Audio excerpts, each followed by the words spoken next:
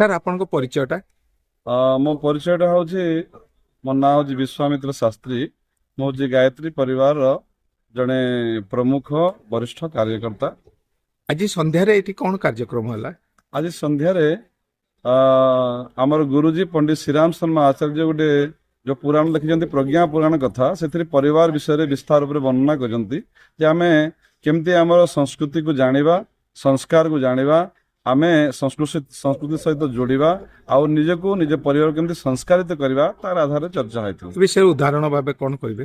ଉଦାହରଣ ଯେମିତି ଆମର 16 ପ୍ରକାର ସଂସ୍କାର କର୍ମକାଣ୍ଡ ମାଧ୍ୟମରେ କରାଯାଉଥିଲା, ଆଉ ପ୍ରତ୍ୟେକ କର୍ମକାଣ୍ଡ ଆଉ ପୂଜା ମାଧ୍ୟମରେ ଗୋଟେ ଗୋଟେ ଦୁର୍ଗୁଣକୁ ତ୍ୟାଗ କରିବା, ସଦ୍ଗୁଣକୁ ବରଣ କରିବା, ଜୀବନକୁ ପରିଷ୍କାର କରିବା ପାଇଁ କି ଆଗକୁ ଆମେ ଚେଷ୍ଟା କରିବା, ସେଇଟା ହେଲା ଆମର ସଂସ୍କାର ପଦ୍ଧତି।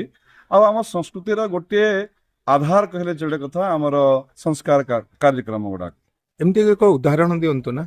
ଉଦାହରଣ ଯେମିତି ଆମର ଜନ୍ମ ଦିବସ ସଂସ୍କାର, ବିବାହ ଦିବସ ସଂସ୍କାର, ବିବାହ ସଂସ୍କାର, ନାମକରଣ ସଂସ୍କାର, ଅନ୍ନପ୍ରାଶନ ସଂସ୍କାର, ସେଥିରେ ଆମର ବ୍ରତ ସଂସ୍କାର, ମନ୍ତ୍ର ଦୀକ୍ଷା ସଂସ୍କାର, ମୁଣ୍ଡନ ସଂସ୍କାର, ଏ ସବୁ ସଂସ୍କାର ଗୁଡାକ ଆସୁଛି।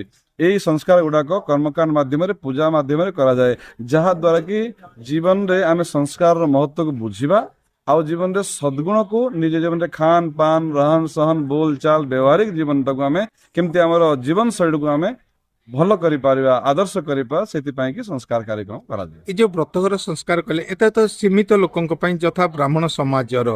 ହେଲେ ଅନ୍ୟମାନେ କଣ ଏଇ ସମାଜରେ ଏକ ବ୍ରତଘର ହେଇପାରିବ? ବ୍ରତ ସଂସ୍କାର ଆକ୍ଚୁଆଲି ଏବେ ଆମେ ପରମ୍ପରା ଢଙ୍ଗରେ ଆମେ ଯଦି କହିଲେ ବହୁତ କିଛି ଅଛି, କିନ୍ତୁ ଶାସ୍ତ୍ରରେ ସେମିତି କିଛି ନଥିଲା। ବ୍ରତ ଧାରଣ କରିବା ଅର୍ଥାତ୍ ସଦ୍ଗୁଣକୁ ନିଜ ଜୀବନରେ ବ୍ରତୀ ହେବା ପାଇଁ କି ସମସ୍ତଙ୍କ ପାଇଁକି ଆବଶ୍ୟକ। ହୁଏତ ଯଦି ଆମେ ନ ଜାଣିକି ନ ବୁଝିକି କିଛି ଆମେ କହୁଛନ୍ତି ଯେ ଆମର ଗୋଟେ ପରମ୍ପରା ଅଛି କେବଳ ବ୍ରାହ୍ମଣ ହିଁ କରିବେ। ବ୍ରାହ୍ମଣ ମାନେ ପଇତା ପିନ୍ଧୁଥାନ୍ତି, ଆଗରୁ ପିନ୍ଧୁଥିଲେ, ବ୍ରହ୍ମ ପଇତା କୁହାଯାଉଥିଲା। ସେ ବିଷୟରେ କଣ କହିବି ସାର୍? ଏବେ ଆଗ ପିନ୍ଧୁଥିଲେ, ଏବେ ବି କିଛି ପିନ୍ଧୁଛନ୍ତି, କିନ୍ତୁ ପିନ୍ଧିବା ନ ପିନ୍ଧିବାଟା ବହୁତ କିଛି ମହତ୍ଵ ରଖେ ନାହିଁ। ମୁଖ୍ୟ ଉଦ୍ଦେଶ୍ୟ ହେଲା ଯେ ଯଦି ଆମେ ବ୍ରତ ସୂତ୍ର ଧାରଣ କରୁଛନ୍ତି, ତାର ଅନୁଶାସନକୁ, ନିୟମକୁ, ଦିନଚର୍ଯ୍ୟାକୁ, ଜୀବନଚର୍ଯ୍ୟାକୁ ଆମେ ଯଦି ନିଜ ଜୀବନରେ ଧାରଣ କରୁଛନ୍ତି, ତାହେଲେ ପ୍ରକୃତ ବ୍ରତ। ଯଦି ଆମେ ବ୍ରତ ସୂତ୍ର ଧାରଣ କରିକି ନୈତିକତାକୁ ମାନୁଛନ୍ତି, ଅତି ଉତ୍ତମ। କିନ୍ତୁ ଯଦି ବ୍ରତ ସୂତ୍ରକୁ ଧାରଣ ନ କରିକି ବି ଆମେ ଯଦି ଜୀବନକୁ ଆମେ ବ୍ରତଶୀଳ ଜୀବନ ଯାପନ କରିପାରିବା, ସଂସ୍କାରିତ ଜୀବନ ଯାପନ କରିପାରିବା, ତାହେଲେ ଆମର ମନୁଷ୍ୟ ଜୀବନ ସାର୍ଥକ ହେବ, ଆମର ବ୍ୟକ୍ତିଗତ ଜୀବନ, ପାରିବାରିକ ଜୀବନ ଅତି ଉତ୍କୃଷ୍ଟ ହେଇପାରିବ, ସମାଜ ବି ଆମେ ଉତ୍କୃଷ୍ଟ ସମାଜ ତିଆରି କରିପାରିବା, ସେଇଟା ଆମର ଉଦ୍ଦେଶ୍ୟ। ଆଜି ଯୋଉ ଜନ୍ମଦିନ ଉପରେ ଯୋଉ କହିଲେ, ଆଉ କେତେ ଜଣଙ୍କ ଜନ୍ମଦିନ ଉପରେ ଆଶୀର୍ବାଦ କରିଲେ, ତା ବିଷୟରେ କଣ କହିବେ? ଜନ୍ମ ଦିବସ ଆକ୍ଚୁଆଲି ଆମର ପରମ୍ପରା ଅନୁସାରେ କର୍ମକାଣ୍ଡ ନଥିଲା। ଆମର ଗୁରୁଜୀ ଜନ୍ମ ଦିବସ ସଂସ୍କାର, ବିବାହ ଦିବସ ସଂସ୍କାରକୁ ଯୋଡ଼ିଛନ୍ତି। କାହିଁକି?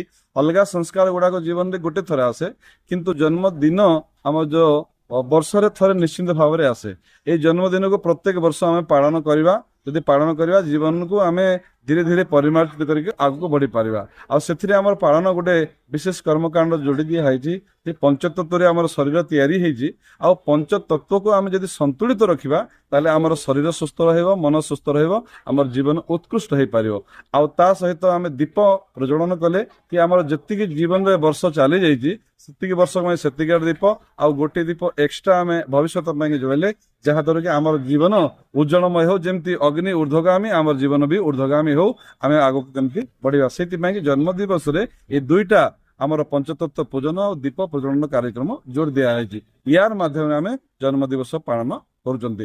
ତା ସହିତ ଯଦି ବୟୋଜ୍ୟେଷ୍ଠ ବ୍ୟକ୍ତି ମାନେ, ଗୁରୁଜନ ମାନେ ଆଶୀର୍ବାଦ ଦିଅନ୍ତି, ନିଶ୍ଚିନ୍ତ ଭାବରେ ତାଙ୍କର କଲ୍ୟାଣ ହୁଏ ଆଉ ସେ ବ୍ୟକ୍ତି ଉପରକୁ ବଢିଥାଏ। ଧନ୍ୟବାଦ ସାର୍। ଆଜ୍ଞା, ଧନ୍ୟବାଦ।